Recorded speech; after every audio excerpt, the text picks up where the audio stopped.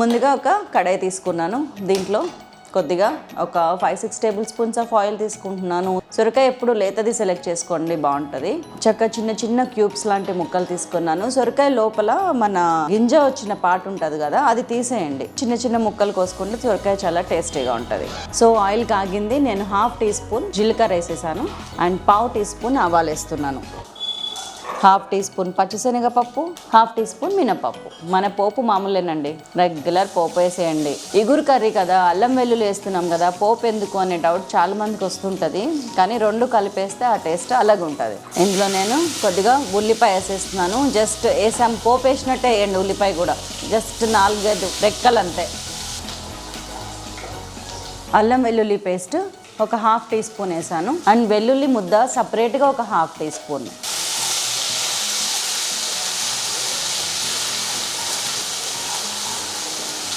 And ఇందులో పసుపు వేసేస్తున్నాను ఒక 1/4 టీ స్పూన్.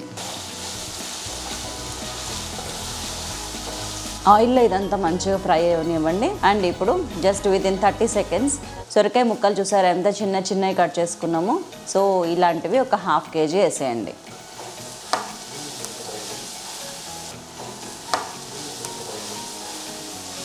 అండ్ తాలింపు సొరకాయ ముక్కలు అన్నీ కలిపేసి ఒకసారి ఉప్పు వేస్తున్నాను. ఒక 1 టీ స్పూన్ ఉప్పు వేసేసాను. కావాలంటే లాస్ట్లో మళ్ళీ చూసి కలుపుకుందాం.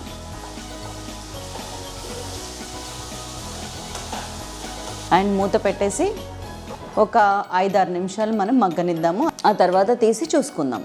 సో 5 నిమిషాలు ఏం కర్మ, 8 నిమిషాలు అయింది. అయినా ఇంకా కానీ సిమ్లో మంచిగా నీళ్ళు అన్నీ అయిపోవచ్చు. ఇదిగోండి సొరకాయ ఇట్లాగా ఆయిల్లో ఫ్రై అయ్యే ప్లేస్ టైప్కి వచ్చింది. ఇది సొరకాయ ఎగురు కూర. నీళ్ళు పోసి కూడా ఉడకబెట్టచ్చండి. కాకపోతే ఇంత లేత సొరకాయ నీళ్ళు పోసి దాని టేస్ట్ ఎందుకు పాడు చేయడం.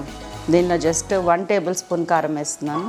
మీకు టీ స్పూన్తో లెక్క వస్తే కనుక 1.5 టీ స్పూన్ వస్తుంది. అండ్ 1/2 టీ స్పూన్ ధనియాల జీలకర్ర పొడి అండ్ 1/2 టీ స్పూన్ కొబ్బరి పొడి అండ్ చిటికెడు 1/8 టీ స్పూన్ గరం మసాలా, కొద్దిగా కొత్తిమీర కర్రీకి తగ్గట్టు అండ్ కొద్దిగా కరివేపాకు. ఇదే కదా ఫ్లేవర్స్ అంటే.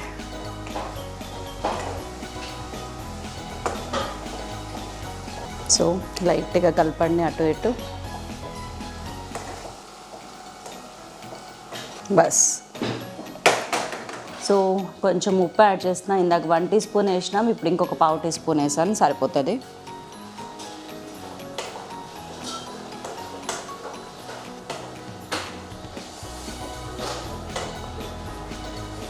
సో కొంచెం ఉప్పు చూడండి లైట్గా. పర్ఫెక్ట్ అండి, అన్నీ కరెక్ట్గా సరిపోయినాయి. ఇంకా మనం జస్ట్ 1 మినిట్ ఆ మసాలాలన్నీ సింక్ అయ్యేదాకా ఉంచి స్టవ్ ఆన్ చేసుకుందాం. This is the time. Wow, super. 1 మినిట్లో ఇంకా సూపర్ అయింది. అదిరిపోయే సొరకాయ మసాలా ఎగురు. Just 1/2 kg masala curry. చూడండి ఎంత కొంచెం అయిందో. కానీ ఇందులో బ్యూటీ ఏంటంటే ఇది కనీసం 4-5 మనుషులకి వస్తుంది. చాలా ఎక్కువ అన్నం కలుస్తుంది. మనం మసాలాలు విసాలాలు అన్నీ వేసినాం కదా. ఇది సొరకాయ అంటే ఎవరు నమ్మరు. ఏంటి రుచికరమైన టేస్టియస్ట్ కర్రీ అని అడుగుతారు.